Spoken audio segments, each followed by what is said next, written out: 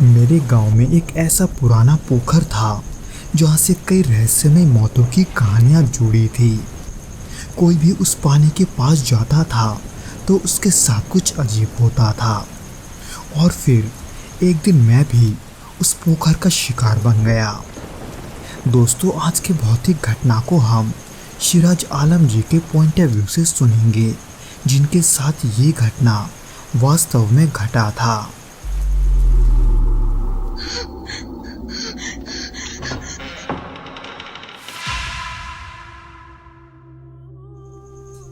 ये घटना मेरे गांव 300 की है, जो कि असम के एक छोटे से कोने में बसा हुआ है।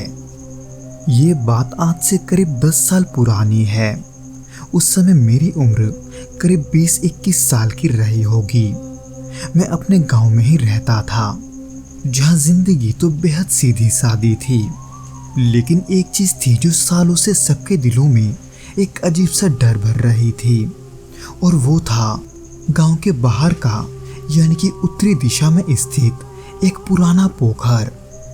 मैंने बचपन से ही उस पोखर के बारे में कई बातें सुनी थी।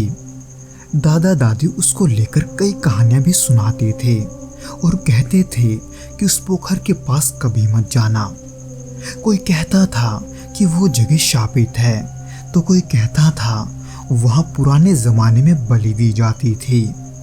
हालांकि इन बातों को सुनकर मुझे बचपन में तो डर लगता था, लेकिन जैसे जैसे मैं बड़ा होता गया ये सब बातें मुझे सिर्फ कहानियां ही लगने लगी। हालांकि ये बात भी सच है कि मैंने भी उस पोखर में कई लोगों को डूबकर मरते देखा है, जिसमें ज्यादातर बच्चे ही शामिल थे।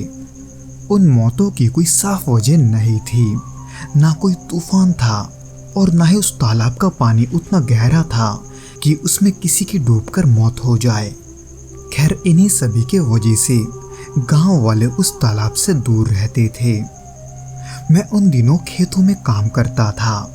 हमारे खेत पोखर के करीब ही थे और कभी कभी शॉर्टकट लेने के लिए मैं उसी रास्ते से निकल जाता था। वहाँ अक्सर बहुत सन्नाटा होता था। वहाँ ना तो पेड़ों के पत्ते हिलते थे और ना ही वहाँ चिड़ियों की चहचहाट सुनने को मिलती थी।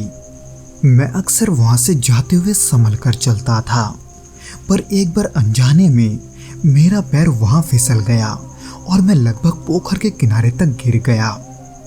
उसी पर मुझे जैसे एक झटका सा महसूस हुआ, जैसे किसी ने नीचे से मेरे पैर को पकड़ने की कोशिश की हो। हालांकि मैं झट से पीछे हट गया, पर उस दिन उस पोखर से मुझे पहली बार असलियत का डर लगा। हालांकि कुछ हफ्तों तक तो सब कुछ शांत रहा, लेकिन मेरे भीतर उस जगह को लेकर एक बेचैनी सी बन रही थी। और उसी के साथ धीरे धीरे मैंने महसूस करना शुरू किया कि जब भी मैं उस पोखर के करीब जाता हूँ तो वहाँ की हवा भारी होने लगती है। पेड़ एकदम से शांत खड़े रहते हैं और हर तरफ जैसे कोई छुपकर मुझे देख रहा होता है। एक बार मैंने रात को सपना देखा कि मैं उस पोखर में हूँ और कोई चीज मुझे नीचे खींच रही है। जब आँख खोली तो मेरी छाती बुरी तरह से धड़क रही थी और मेरे दोनों पैर वो सुन पड़े हुए थे। वैसे तो शुरू में मैंने उसे एक बुरा सपना समझकर नजरअंदाज किया, लेकिन धीरे धीरे वो सपना अब रोज आने लगा। हर बार मैं सपने में उस पोखर के और भी करीब और भी भीतर चला जाता और हर बार किसी अंधे की ताकत की पकड़ मुझ पर और मजबूत हो जाती। मैं अक्सर नींद में डर के मारे चिल्ला उठता, यहाँ तक कि मेरी माँ रात में मुझे बड़बड़ाते हुए भी सुनती थी। ये सब तब तक चलता रहा जब तक एक दिन कुछ ऐसा नहीं हुआ जिसने मेरी जिंदगी की दिशा ही बदल दी। उस सुबह मैं बहुत ही थका हुआ उठा। रात को वही सपना फिर से आया था, लेकिन इस बार कुछ अलग था। मैंने पहली बार उस सपने में पोखर के पानी से बाहर निकलते हुए 2 हाथ देखे थे, लेकिन वो हाथ मुझे खींच नहीं रहे थे, बल्कि वो मुझे बुला रहे थे, धीरे धीरे इशारा करते हुए। और इसी दौरान जब मेरी नींद खुली तो मेरे बिस्तर के नीचे मिट्टी के निशान थे, और मेरे पैंट किनारे तक भीगे हुए थे, जैसे मैं सचमुच पानी में गया था।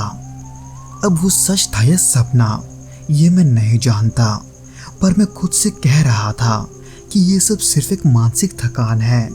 शायद नींद की कमी के कारण ये सब हो रहा है। लेकिन दोपहर में खेत पर जाते हुए जब मैं फिर से उस रास्ते पर पहुंचा जो पोखर तक जाता था, तो मेरे कदम जैसे खुद ब खुद उसी ओर मुड़ने लगे।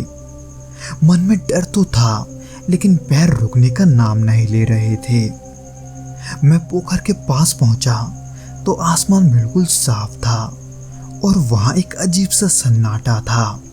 कोई भी पक्षी चहचहा नहीं रही थी और ना ही कोई पत्ता हिल रहा था, और पानी वो अब भी उतना ही शांत थी जैसे वो कांच की सतह हो। उसी दौरान मैंने पोखर की ओर झुककर नीचे देखा, पर जैसे मेरा चेहरा पानी के पास आया, मैंने देखा कि मेरा ही प्रतिबिंब मुझे देखकर धीरे धीरे मुस्कुरा रहा है, जबकि मैं तो एकदम शांत खड़ा था, यानी कि मैं मुस्कुरा नहीं रहा था।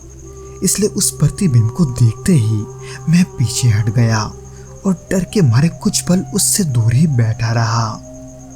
तभी अचानक मेरे पीछे से जैसे किसी के चलने का आवाज आया, पर जब मैंने पीछे पलटकर देखा तो वहां कोई नहीं था।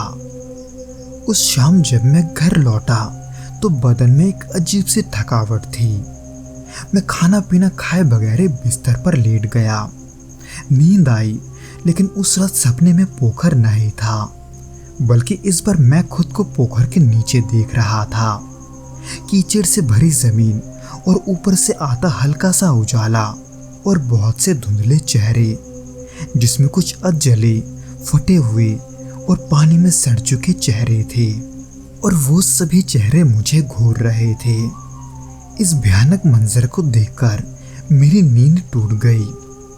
जब मेरी नींद टूटी तो मैं पसीने से भीगा हुआ था। उस रात के बाद से मेरे भीतर कुछ बदलने लगा। मैं कम बोलने लगा और अकेला रहने लगा, और सबसे बड़ी बात, मुझे हर जगह पानी की गंध आने लगी। नल खोलते ही पोखर की बदबू आती। बाल्टी में पानी भरते लगता कोई चीज भीतर से मुझे देख रही है। मुझे देखकर मेरे घर वालों को लग रहा था कि शायद से मैं बीमार हूँ, इसलिए उन्होंने मुझे डॉक्टर को भी दिखाया, पर मेरी हालत वो सुधर नहीं रही थी, और मैं जानता था कि ये कोई बीमारी नहीं है। पर क्या है, ये जानने के लिए मैं आसपास के कुछ बुजुर्गों से उस पोखर के बारे में पूछने लगा, पर इसके बावजूद भी मुझे उस पोखर को लेकर ज़्यादा जानकारी नहीं मिली, बल्कि मुझे वही कहानी दोबारा सुनने को मिला जो मैं अक्सर बचपन में सुना करता था।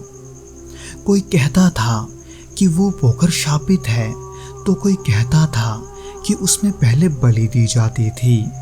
अब इसमें क्या सच था और क्या कहानी, ये मुझे नहीं पता था, और ना ही बाकी के लोगों को। फिर ऐसे ही देखते देखते कुछ दिन और गुजर गए, और मेरी स्थिति दिन ब दिन खराब होने लगी। मेरे दिमाग में हर वक्त उस पोखर का ख्याल आता रहता, यहाँ तक कि अब जब भी मैं उस पोखर के पास से गुजरता, मुझे उस पोखर में उतरने का मन करता।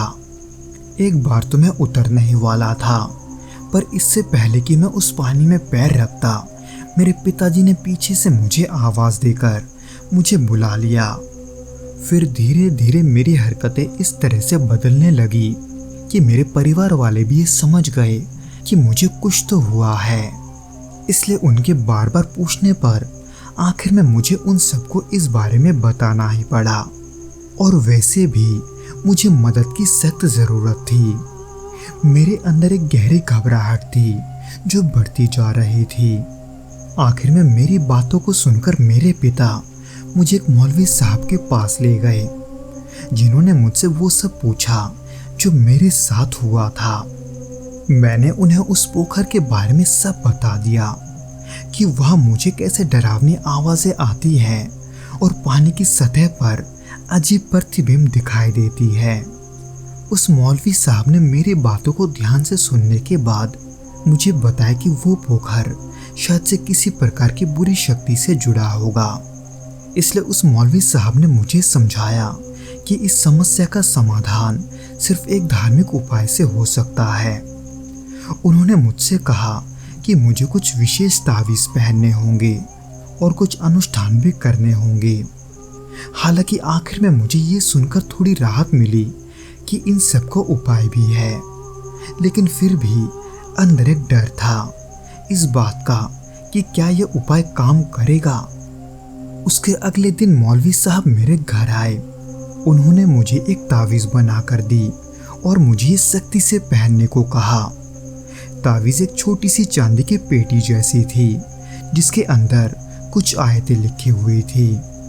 मौलवी ने कहा कि ये तावीज़ मुझे उस पोखर की बुरी ताकतों से बचाएगा, इसलिए मुझे वो हर वक्त पहने रहना होगा। इसके बाद उन्होंने मुझे एक और छोटी सी धागे में बंधी हुई तावीज़ दी जिसे उन्होंने मेरे हाथ में बांध दिया। उस तावीज़ में कुछ काले और सफ़ेद धागों का मिश्रण था जो उन्होंने बहुत ही ध्यान से बांधने के बाद मुझे पहने रखने को कहा। हालांकि मौलवी साहब ने उस तावीज़ को देकर मुझे ये बताया था कि वो तावीज़ उस पोखर की बुरी शक्ति से मुझे बचाएगा, पर फिर भी मौलवी साहब ने मुझे कुछ वक्त तक सावधानी बरतने की सलाह दी और कहा कि पोखर के पास जाने से बचना होगा। मैंने वैसा ही किया। मौलवी के जाने के बाद मुझे लगा था कि अब शायद सब कुछ ठीक हो जाएगा और उस डर से छुटकारा मिल जाएगा, लेकिन कुछ समय बाद मुझे मालूम पड़ा कि ये सब खत्म नहीं हुआ है, क्योंकि मुझे अब भी अजीब अजीब सपने आते थे। हालांकि यह हर रोज नहीं होता था, बस कभी कभार ही होता था, पर वो सपने जब भी मुझे आते थे तो मैं महसूस करता था कि मेरे सीने पर एक भारी बोझ रखा है, जैसे कोई वहां बैठकर मुझे दबाने की कोशिश कर रहा है। वैसे तो मैंने इससे भी छुटकारा पाने की कोशिश की थी और वो भी कई बार, लेकिन कोई भी मौलाना मेरे इस समस्या का हल नहीं निकाल पाया। इसलिए आज भी कभी कभार मैं ऐसे सपने देखता हूँ जो मुझे उस पोखर की याद दिलाती है, और ऐसा जब भी होता है तो मेरे सीने पर एक अजीब सा बोझ आ जाता है, इतना भारी जैसे वो मेरा दम घोटना चाहती हो। तो दोस्तों, ये तो था वो घटना जो कि सिराज आलम जी के साथ घटा था। उम्मीद करता हूँ कि आपको ये वीडियो पसंद आया होगा, और अगर आया हो तो प्लीज़ इस वीडियो को लाइक करके इसे अपने दोस्तों के साथ शेयर ज़रूर करना, और हमें कमेंट करके ये ज़रूर बताना कि आपको ये वीडियो कैसा लगा।